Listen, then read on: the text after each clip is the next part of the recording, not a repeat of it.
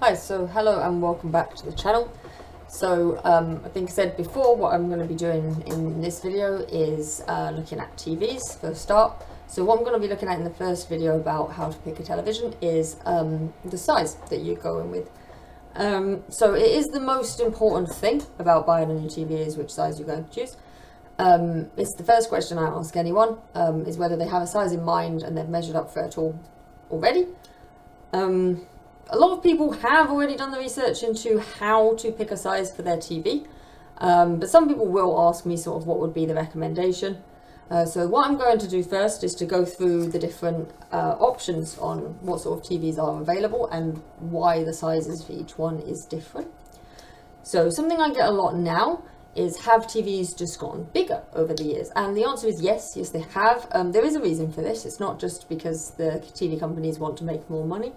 So we started off with what you would call sort of a standard definition TV when it became a standardized thing. And that's about 480p standard definition. You see it on YouTube as well. And then you've got HD Ready. Now HD Ready was an interesting one because it is a lower definition than Full HD or HD, which is 1080p. HD Ready is 720. But the reason for it is that you can compress a 1080p input into 720.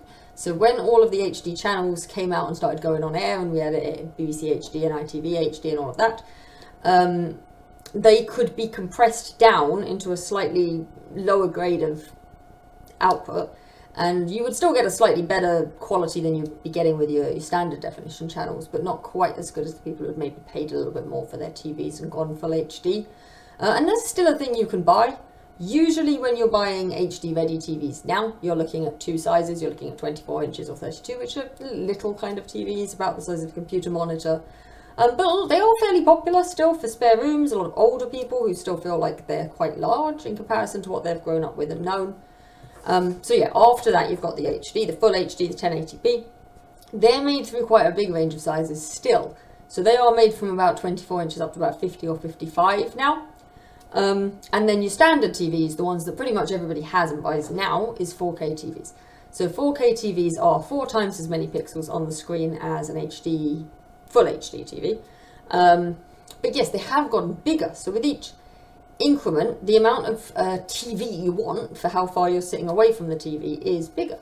And the reason being that the detail gets better with each one, with HD Ready all the way up to Full HD and then 4K. So the detail gets finer, so you can capture finer detail on the camera. So when that then goes onto the TV, you get finer detail on the TV screen, but you do either need to have a larger TV in order for that detail to be blown up a little bit, or you need to be closer to your existing TV. And people are a little bit happier to buy larger screens for the space that their TV has always sat than they are to move the room around and make themselves closer. So that is why TVs have generally been getting bigger. There is also the fact that squishing down certain technologies into smaller sizes is really, really expensive. So 4K and 8K TVs are both available.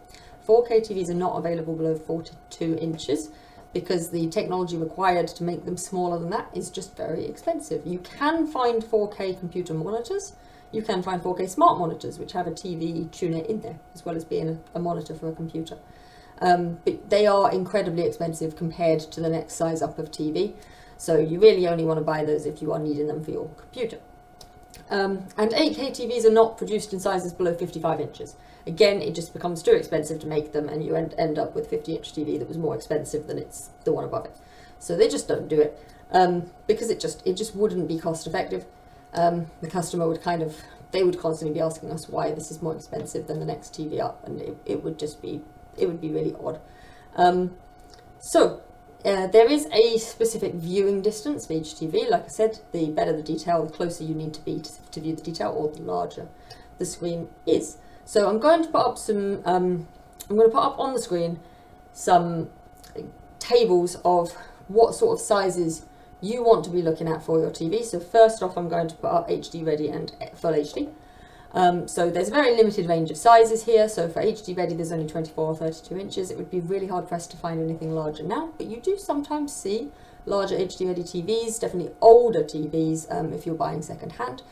And HD Ready, again, and Full HD, sorry, you will find that as well quite a lot with older TVs. So if you are buying second hand, The way it is calculated for an HD ready TV is the smaller number on there is 1.5 times the size of the telly, and the larger number on there is it's 2 to 2.5 times the size of the TV, with corner to corner being the way you measure. And for HD TVs, it is 1.5 to 2 times the size of the screen size, the corner to corner measurement. And I've converted them all into meters, just because TVs being in inches is a bit strange. It's just kind of a carryover from the way that we always used to do things previously. So you've got a range there. The smaller number is what you will be using as your distance if everything you put through that TV is in the definition the TV is intended for. So usually for an HD ready TV nowadays, you will be looking at that number, not the bigger one. And for an HD standard TV as well, you will be looking at the smaller number and not the bigger one. So the bigger viewing distance is what happens if you are watching less high resolution content on there. So if you are watching a lot of YouTube and a lot of it is in standard definition or lower, then you would maybe want to extend to the larger size, or sit somewhere in the middle if you have a good mix of viewing habits. So between those two numbers, really what you're looking at is to kind of assess your own viewing habits, see how much of the things you're viewing are in the definition that the TV is intended for, and how much isn't, and then kind of just put yourself somewhere in there. It's not an exact science. So the next one I'm going to put up on the screen is going to be 4K TVs. So the thing to be aware of with 4K TVs is that those two numbers change a little bit now. So that smaller number is if everything you put through there is in 4K. So 4K is fairly easy to get hold of now, but most regular TV is not in 4K.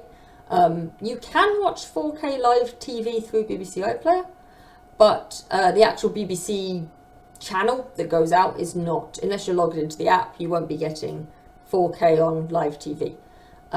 So if you are watching live TV, you don't want to be sitting at that closest possible. If everything you watch is streaming and all of your streaming services provide 4K, then it's absolutely fine to be that close. But if you are watching a mix of regular TV that is filmed in the definition below, the HD, and a bit of 4K possibly, you might want to sit further back to the bigger number. And also, because the 4K TVs have a processor in there that will push the quality of the picture up, you don't find that in a lot of HD TVs. Some of the newer ones, some of the newer smart ones you do, but it's not even in some of them. So it's worth having a read about them, but usually you only really see processing being used to upgrade the image quality within 4K TVs. So you need to have a look at how much you've spent on the TV. If you've spent more on the TV and you've got yourself a very expensive TV, and the salespeople have said potentially that it's a TV with one of the best processors in the market at the moment, it might be that it is the best processor produced by LG this year, the best processor produced by Sony. You can push closer towards that smaller number, that smaller distance, and sit closer to your TV, because more of the content, even when it's filmed in HD and broadcast in HD, it's going to push up further to 4K just because your computer is a little bit smarter. Your TV has a computer in there that will do a bit more work for you. So 4K is a little bit weird like that you do also need to take into account that you don't want that further away if your TV is good. If you have a really, really good TV, you want to be closer to the smaller number. So I'm only going to cover up to 4K for now, because 8K is also sort of a solution to a problem that you do find when you size up TVs. So then you come up with the number that you want in terms of size. Optimally, what would be the best size for where you are sitting in relation to the TV. And when you've done that, you might find that you can't put that size there. And that might be for a variety of reasons. Potentially, you don't want a TV of that size. If it's for a guest room and your recommendation is that you're putting a 75-inch TV in there, you probably don't want something that big and that expensive for a TV that's not your main TV.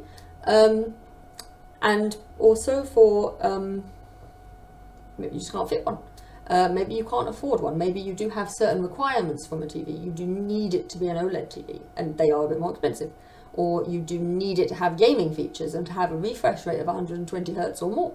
So you can't afford the cheapest TV that does that at the size that is recommended for you. And that's fine. There are ways to size up and down TVs. also if you just don't like the look of a TV being too big. Now another way to get around not liking the look of a TV being too big is the Samsung Frame, which just disguises itself as a picture frame. So you could get away with putting one in there that was exactly the size you were recommended to have and just disguise it. There are other things similar to that. I think there's also one called the Samsung Serif. There's LG have something called the Object or something like that, and those are called lifestyle TVs. And they all disguise themselves as a sculpture or a painting or something like that. So you could go for something like that if you had the money to spend and you did want to incorporate it into your decor. And your problem with having a larger TV was just that it didn't fit in with the decor. There are ways to make it fit in that aren't changing the size of the TV. But there are also ways to size down other than just buying a TV that hides itself. So the way to size down is always to go with a brighter TV or a different resolution. So you can either change the resolution, decide I don't want a 4K TV, particularly in this room, it would be nice to have one, but to make my TV brighter, it makes it more expensive. So actually I might just compromise and go for an HD or an HD ready TV. If it's not your first TV and it's not your main TV, there's nothing wrong with doing that. If you have always had a standard definition TV and you haven't upgraded in 30 years, and you just want to upgrade from what you previously had, but it's looking a bit, you don't want something that big. If it's 4K and all of that, you could get away with full HD. Why not? So you can change the resolution that you're choosing in order to make it the size that you like. So you can go down to a standard definition, and then you'll be able to get a smaller TV, or you can go down to a full HD to a HD ready, and then you'll get an even smaller TV. And that's fine, but you will also be compromising on quality. But that might be okay for you if you're gaming with an older style console and actually it doesn't really do that much quality. That's the only thing you're going to be using it for. You could do that. And if it's for a TV that's not your primary TV, definitely not the TV you're using for movies or anything like that, why not? You could always size down and just get a cheaper TV. Because it does become more expensive to get brighter TVs. That is something that does become more expensive. But the way to size down while keeping the same resolution is to get a brighter television. It is always to get a brighter television. It's worth noting that brightness of a TV also compensates for brightness in the room. So I'm going to kind of give you a list of different types of TV that you can get that will boost the brightness more and more and more. But first what I'm going to do is I'm going to put those same lists up, but I'm going to put them up relative to the viewing distance on a Samsung QLED or Neo QLED. Not an 8K one, they do produce 8K ones, but I'll put it up for, they don't do HD ready, they do HD, one size in 32 inch, and they do 4K in a couple of sizes as well. So the sizes that have been removed from the 4K one, just to note, are made only for OLEDs. Those sizes do not exist for LEDs, and all QLEDs and Neo QLEDs are all LED types. So all of those will not come in those sizes, which is why the lists are a bit smaller. So you can see that the sizes have gotten bigger. They've doubled the viewing distance on the extreme end. So you can get away with being twice as far away from it as usual. So whatever number you picked out of there, as to depending on what you were watching on the TV and what sort of processing power that TV had, for a QLED or a Neo QLED, you can now double that number. So you can now double the number that you gave yourself that you were aiming for, you can double it. So when you draw out that chart, that's now the size that is where you can go down to. And sure, you can still go with the size that's recommended for you, and that might be a good thing, especially if you're still compensating for brightness in the room. Because if you're compensating for both brightness in the room and distance, you need to go brighter again. So if you're already compensating to the extreme for distance, you can't then also compensate for brightness unless you've gone for the most expensive of the Neo QLEDs, which is the QN95. On any of the year, to be fair, QN95, A, B, C, it doesn't really matter. They're all just different years of the release. So you need to go for the very, very, very extreme, but even then it might not be enough. So yes, you can still go for the regular size. So you can still go for the recommended size and then also just use that extra brightness to compensate for brightness in the room if it is a very bright room. But yeah, so what I'm going to do now is talk about the different tiers that I would consider to be brighter than each other. So in tier 1, we would have, it's the one that those charts are made for, except for the one that was QLED and Neo QLED. That's specifically for those. So that's the most extreme. That's double brightness, double distance. So the one that the original chart is for edge lit LEDs. So any TV that's lit from the sides that isn't named as some other specialist type of TV as well. So edge lit TVs would be, so Sony's bottom end model this year is an edge lit TV. Previous year, the 7,500 and the 8,000 TVs in LG's range would have been standard edge lit. This year I'd say they're a little bit brighter, so I can say you can sort of push a few centimeters out of them this year. But last year those two bottom models would have been considered to be standard edge lit. Then you jump up to backlit LEDs. So that would be my next one, to say that if you are kind of pushing the end of that, you are sitting at the end of that viewing distance, and maybe your content that you watch doesn't really allow for you to be sitting at the end. You're still within the viewing distance, but your content should kind of be pushing you up a bit. Most of what you're watching is in 4K, really. You don't want to be sitting all the way at the HD end of the scale. You can go with a backlit LED. So backlit LEDs are, for example, all of Sony's except for their bottom end are all backlit. Sony's last year were all backlit, including the bottom end. I don't think LG really do any backlit LEDs, and actually Samsung don't either. So actually they're crystal UHDs, they're the edge lit type, so put them in the previous category. So then you jump up to a slightly brighter kind of TV. Now this is outside of the viewing distance, but you're only really sizing down one size. You're on the very edge of the next size, really. You want to be on the next size of TV, but so there's two types of TVs in this category, I would say. So they're called full array, which is Sony. They make full array TVs. They're a bit weird. They're sort of like a mini LED, but then the LEDs in the back aren't quite small enough to qualify as mini LED. So they are a little bit brighter than a standard backlit, but not quite as bright as your mini LED types. And I'd say standard OLEDs are in the same category. Standard OLEDs are any OLED that doesn't use this panel called OLED EX. OLED EX is a 2022 invention, so if any OLED was released, even if it has continued to be produced since, because I mentioned the A90J last time, so that one still uses the old style OLED panel. Even the newer versions of it still use the old style OLED panel. So anything that was produced before 2022, that was originally announced before 2022, if it's an OLED, it's using the old style panel. There are a few that were released in 2022 and this year, which are still using the old style panel. So the ones that I would say are using the old style, so you've got the A75K, which was a 2022 bottom end model from Sony, which is using an old style OLED panel. The LG A2 uses an old style panel. The LG B2 and B3 both use old style panels. I think there's an A3 in certain countries, just not in the UK. That's using an old style panel. And the LG CS is using an old style panel. Bit iffy on the Panasonics. You can have a look at some of the specs. But yeah, anything that's not stated as OLED EX or a bright OLED that doesn't really get a lot of reviews about being very bright as an OLED is probably using an old style panel. So the old style panels are brighter than regular TVs, but they're very much a mid-range compared to what you get today. Then your next level up is something that is called OLED EX. Now, I'm not counting any of the OLED EXs that also have brightness boosting technology in this level. So in this level, I'm looking at the ones that aren't labeled as something else, like brightness boost or OLED Evo. I'm just looking at the ones that use OLED X with the standard software of any other OLED. So what we're looking at here is Sony's A80K, Sony's A90K, LG don't have any, a couple of the Panasonics, possibly a couple of the Philips ones as well.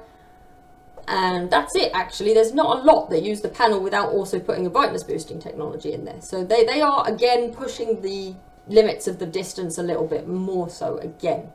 Then we're looking at the next model up. So this is at the point where we're now looking at, you are sizing down quite considerably. Not several models down, we're not doubling the viewing distance, but you are now kind of halfway to doubling. So OLED Evo, so this is an LG thing. So this is an LG thing, and I'm not including the G3, because the G3 is actually a different kind of TV. So we are including the G2 and the C2, and I think that's the only ones. Oh, and the C3. C3 is a normal OLED Evo and the G3 is different. I'll explain that in a minute. And there is a Sony one called the A80L that came out this year, which has a brightness boosting technology. So that's a Sony brightness boost. It's not called an Evo, that's LG's name brand. Sony call it brightness booster. But both of them are basically the same. They're both within this category. And I would also say that Samsung's OLED that they brought out in 2022 fits into this category as well. So Samsung use a different type of technology for their panels, but they didn't put the same software into it in 2022 to what they've done in 2023. So the previous year's model didn't quite reach its maximum brightness. Weirdly, Sony also used the panel, and I'm going to count that in the next category because the software they used was a bit more risky on brightness. Whereas Samsung, I think because they hadn't really made an OLED before, they were a little bit more concerned about the possibility of image retention on an OLED. I'm not going to call it screen burn. If I call it screen burn, please call me out on it. Screen burn's only when it occurs as a result of overheating of the panel. Image retention is when it just stays there for other misuse reasons, not related to overheating. So yes, I think what they basically did was they just didn't drive the brightness as hard. Their panel type is a little bit more prone to image retention than some of the other OLED types. So it is possible that that's why they did it, but they have increased the brightness this year. So, and then we've got to the ones which are almost doubling the viewing distance. Like you can pretty much treat these like QLEDs and Neo QLEDs. Not fully, but you can a little bit. MLA panels. So these are, I said the G3 was a different type of TV. It's got a coating on it, which basically just increases the brightness. It's like, they said they were inspired by the eyes of a fly. So it's kind of got that sort of coating all over it that will refract light out. So it's used on the G3, which is an LG TV. It's also used on the MZ2000, which is a Panasonic TV. And then QD OLEDs, I would say, are in the same category. Again, not the 2022 Samsung, but the 2022 Sony definitely. And I would say that the one that Sony are about to release as well, that is the 2023 model, and Samsung's 2023 OLEDs definitely are in this brightness category here. And LG's QNEDs, which are effectively their versions of Samsung's QLEDs. They are not quite as bright, but they're pretty much. I would say those also fit into this category here, and anything that's labeled as mini LED, so Sony call theirs mini LED, and a couple of other brands call them mini LED as well. That all fits into the same category. QNED is basically a type of mini LED with an extra coating on the front. I really like them. A lot of the time in the shop when they go on a massive sale and become cheaper than the QLEDs, I call them the Samsung killers because they are a lot cheaper and they basically do the same thing. And they do go on sale quite a lot, so you do see that happening quite a lot. There are still pros and cons to that versus the Samsung, but it is quite funny just to think of the fact that anytime they go on sale, their prices just, their sales just go right up. And then doubling the viewing distance, you are looking at QLEDs and Neo QLEDs. There is really no substitute for that. They are more expensive, you do pay for the name. They don't last as long either because they are so very bright. Like I said before with OLEDs, they do sometimes get image retention based on heat, overheating, and then it would be called screen burn. There are other problems with overheating on LED TVs. If you boost the brightness too much, they do overheat. So Samsungs are quite prone to overheating. They're quite prone to slowing down in their operating because they overheat. They're prone to parts breaking because they overheat. But to get the brightest, they are the best for that. They do give you the brightest TVs. So that is how you size down. So if you're sizing down the TV and you want to push the viewing distance up for a TV of a much smaller size, that's how you do that, is you boost the brightness. Now, it's worth noting that where I said you want to put a specific tier for a certain thing, you want to jump another tier up if you're also compensating for brightness in the room. So it might get to the point where your distance means you need a Neo QLED, but then you've also got a lot of brightness in the room. Now you can just push it up to the top Neo QLED, the Q95, the QN95, so you can just get that, the really expensive, really bright one. But it might not come in the size you want for a start, so that one doesn't actually come in the smallest possible size. That one I think starts at a 55, so if you want a 50 or a 43, you need the QN90. And then also, if you are compensating for very extreme brightness and very extreme distance as well, you may need to size up at this point. You may need to get a bigger TV and also go for a brighter TV. Bear in mind when I talk about brightness, it's different to when I talk about glare. So when I talk about brightness, I'm talking about maybe if you've got the TV in a window and you're not getting any reflection on the TV per se, you're just getting that the brightness from the window is just overriding the brightness from the TV, and the TV just looks dark by comparison. Or if you've got a window right behind you and it's making the room very, very bright, and again, the TV just looks a bit washed out. Glare is where you've got specifically light coming off a TV and shining across. It's shining across the TV from wherever it's coming from. So a low-hanging pendant light, and you can just see that reflection in the TV the whole time. Or a window next to the TV where there's a bit of shine onto it. Now these are not necessarily compensated for by brightness. You can boost the brightness of the TV to compensate for that, but you can also compensate for that with an anti-glare coating. So this is another thing I'll go into probably in another video, is which TVs have an anti-glare coating. It's very much going to be bring a pen and paper and write down which ones do. If you do have a super bright TV and you do just jump up to a brighter and brighter TV so it can compensate for the light, the distance and the glare, great. But if it gets to a certain point where you can't do that anymore and you've kind of hit the top brightness, you really do need to dial it back a bit and go for a TV with an anti-glare coating at that point to compensate for the glare, because there are two ways to compensate for that. But for brightness in the room, brightness, and for distance, brightness. Now that's how to size down a TV. What about if you need to size up? You're just a big fan of enormous TVs, but your room's actually quite small. So the way you would do that is, I'm actually going to put this up on the screen now. So I'm going to put up a list of 8K viewing distances. So 8K viewing distances are much, much smaller. Now the reason I haven't put anything below 55 is because that's the smallest manufactured 8K size. So you would go for an 8K TV because it's got 4 times as many pixels on the screen again as a 4K TV. Because of this ridiculously low viewing distance, people often ask me, do you think 8K is the next thing? No, I don't. I think it's another thing. I don't think it's the next thing. The viewing distances just get way too low, and you can't really see 8K from where you're sitting if you're putting it as a 4K TV. Now there is an exception to that, so the Neo QLEDs again, which I'm going to put the viewing distances up for. Again, you may notice I've removed one of the sizes. That's because that is the size of the 8K OLED made by LG. It is a ridiculously expensive TV, and probably nobody who watches the video is ever going to be thinking of buying it. But it does exist, and again, because that's an OLED type, it comes in OLED sizes, so the Neos aren't going to come in those sizes. So the Neos that are 8K are interesting because if you want an 8K TV because you want 8K resolution, maybe you watch a lot of YouTube, and there's a lot of content on YouTube that's in 8K, definitely not this looks like I filmed it on a microwave, but if it is 8K content that you watch a lot and you just kind of want a TV that can handle 8K, or maybe you create your own content, maybe you have a phone with an 8K camera and you can't really, you have no other screen that you can display on, so why not get an HD TV, an 8K TV? You can use the QLEDs because of their viewing distances. You can use them as a 4K TV. You can put them in exactly the same place you'd put a 4K TV and just use them and display 8K content, and you'll still be able to see the detail because they are so bright that you can see the detail from a longer way away. So that is something that you can do to size down, but also that you can do to get an 8K TV and then bring the distance out so that you can just use it as a normal TV. So if you do specifically want an 8K TV, but you don't want that small viewing distance, you're not buying it to prevent headaches if you are closer to the screen, because having more pixels means they're closer together, they're smaller, you're less likely to see pixelation when you're really, really close.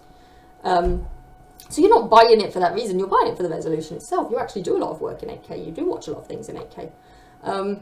That's when you would go for the Neos, the Samsung made ones, the Neo QLEDs, because they will give you that at 4K distance, but then you can still get 8K. But if you do need 8K just because you are so close to it, the Samsung ones might not be the best choice because they are so bright that they actually might give you a bit more of a headache at that distance. But if you are looking at 8K as something to mitigate distance so that you can sit really close to your massive television, then that's something you can do. You can jump up the resolution to 8K. So a lot of people ask me what's 8K for right now. We don't have any 8K content. Well, we don't, but that's what it's for. It's for sizing one way or the other. Brightness is for sizing down, 8K is for sizing up. Very, very few people buy an 8K TV because they have 8K content. There's not a lot of 8K content out there, and there's not a lot of creatives out there. As many as there might seem to be spending a few hours on the internet, there's not actually that many creatives buying TVs every day. So most of the time when we sell 8K TVs, they are being sold either for the processing power, because their processors are capable of doing 8K, so they will actually upscale 4K content, or they are being sold based on the distance. So you want to be very close, you want a massive TV, but you only live in a small flat, you can get away with it with an 8K TV. So that is all I really have to say on TV sizes and choosing the size of your TV. So I hope it feels a bit more comfortable, that you don't need to just keep getting bigger and bigger and bigger. Actually, there is a point where the pixels just get to be too big and you're too close to them and you can see pixels, and it just looks like a mess. So buying a bigger TV is not always an upgrade. At some point you have to switch over to 8K if that's what you want to do. And you can go smaller and you just go brighter with it, or you change your resolution or whatever. So there's workarounds for anyone's size limitations and budget, and any limitations you may have in the environment for your TV. So I'll probably go into a few more of them next time. It might be something to do with the glare on the screen, because I definitely did mention that. So that is probably going to be a very listy episode. But apart from that, one other tip for picking a TV for the space it's going in. I definitely said at some point I put an OLEDs into different categories of brightness. The only time you need to start with I want an OLED really.